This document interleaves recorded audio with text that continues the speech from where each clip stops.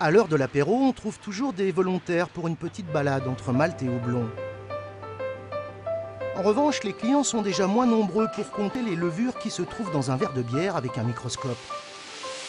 C'est pourtant aussi le travail de ces étudiants.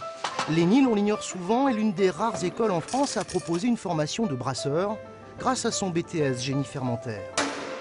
Il y a eu un renouveau sur les microbrasseries, donc c'est vrai qu'on voit depuis plusieurs années toujours de nombreuses microbrasseries qui se créent chaque année. Et c'est vrai que la plupart de ces étudiants, quand ils choisissent cette formation, c'est pour faire eux leur propre structure, quoi. Et plutôt en microbrasserie, donc brasserie artisanale. Chaque semaine, l'établissement fabrique et vend sa propre bière. Mais une bonne partie de ce travail se déroule dans ce laboratoire où l'on décrypte en permanence les codes du breuvage millénaire. Alors qu'est-ce que tu vas faire là? Donc là, je vais faire une analyse sur la bière qu'on a prélevée sur les fermenteurs, sur l'atelier, pour déterminer le taux d'alcool et le taux de sucre présent dans la bière pour sa commercialisation. Mais attention, ici on ne souhaite pas imposer une standardisation des méthodes de fabrication, on veut juste comprendre un processus. Sur la bière, en fait, il n'y a pas d'analyse, on va dire, réglementaire vraiment à faire, à part le degré d'alcool. Donc le degré d'alcool, on le fait ici au laboratoire, donc par une technique de chromatographie. On peut aussi caractériser la bière sur son amertume, sa couleur, sur différentes choses, on va dire, qui permettent aux brasseurs, et en particulier aux microbrasseurs, d'avoir une fiche un peu signalétique de leur bière, quoi.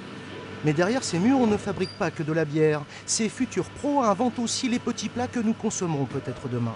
C'est une glace à la betterave avec un cœur de crème glacée à la moutarde et le tout dans un biscuit appareil à tulipes aromatisé au combava. C'est dans cet atelier que les élèves se lâchent. Ici, on fabrique par exemple de la glace safranée au lait de chèvre.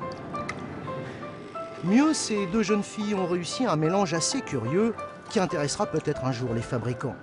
On a choisi une texture crémeuse, donc le jaune c'est le vache, et au milieu nous avons du blanc, donc avec une texture plus crayeuse, c'est le chèvre.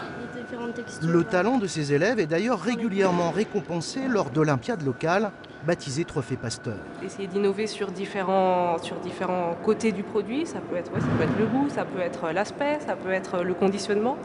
C'est un module qui est vraiment intéressant pour les élèves. Puisque après l'innovation, ça va les concerner aussi dans leur travail.